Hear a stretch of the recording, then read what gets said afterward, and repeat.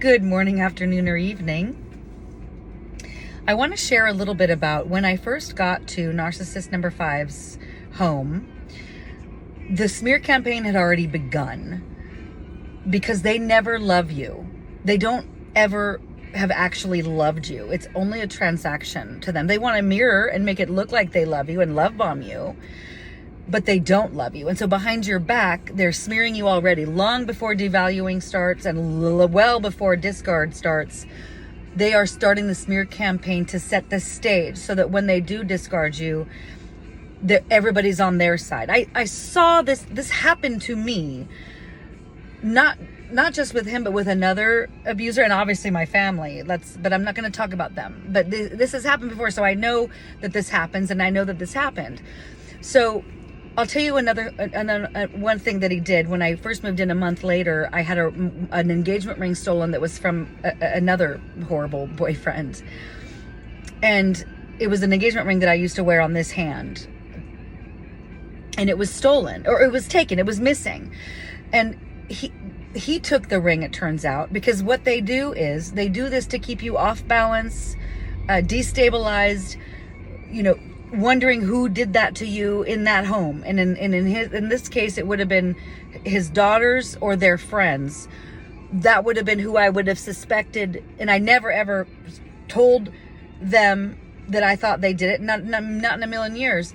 Because I never would have suspected that this guy who loved me and wanted to protect me would have done such a thing. I never would have suspected it. So of course I'm wondering, did his daughters take it? Did one of his daughters steal it? Did one of their friends steal it? So I'm obviously going to be paranoid every time they're over, wondering what I need to hide, what I need to put away, what I need to be careful about. So they do that on purpose so that you trust no one, but it's actually them.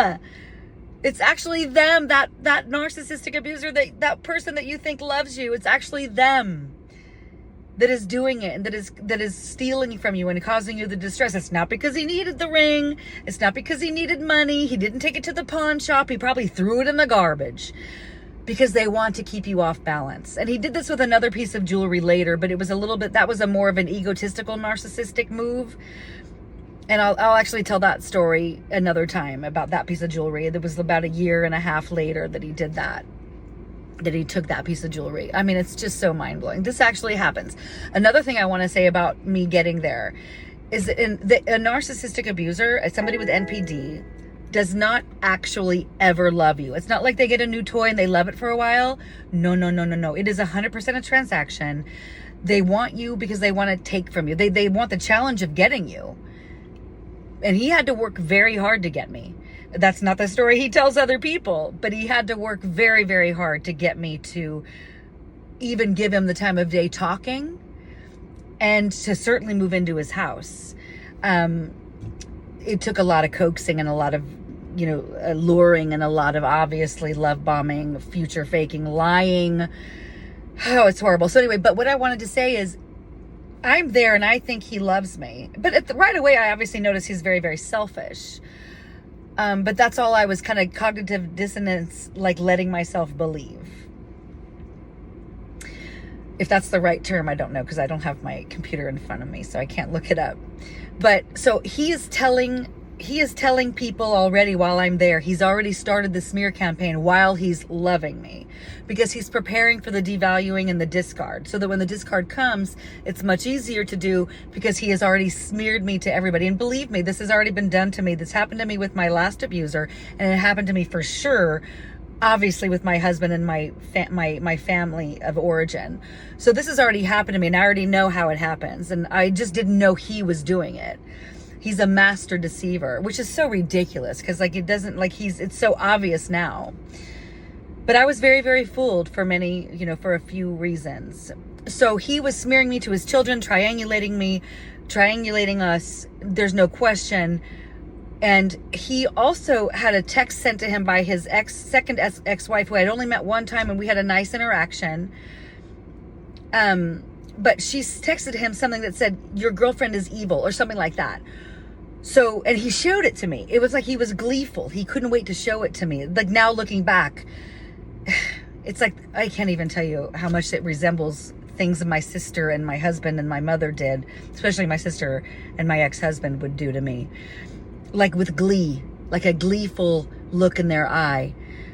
Now looking back, but he couldn't wait to show me that she wrote that. And I'm the furthest thing from evil that you could possibly imagine. So I was like, oh my gosh. So, and it had already been abused by so many people that like, I had to let it go. I had no choice but to let it go. But I look back on the glee that he found. And so you ask, why would his wife write that? Well, first of all, she has borderline personality disorder. And second of all, he was telling his daughters things, they were telling the mom things, they were making up things, he was making up things because he wanted to make sure that 2 years later, when I was discarded, that it would be very easy to do, and that I wouldn't have a leg to stand on, if you will. So those are the things that they do. These things actually happened.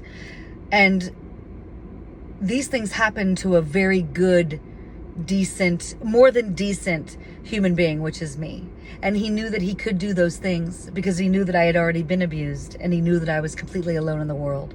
So I was literally the easiest target and the most eager to give to his family, to his mother, to his friends. And he knew that I would give it and I would be destroyed in the end. That's how they roll. Anyway, I hope that was at all kind of understandable. I'm not really very good at this most of the time, but that's my story. One of my many, many stories I want to share about narcissistic personality disorder and cruel, horrible abusers and their people. Anyway, thank you for listening. Have a beautiful day. Shalom.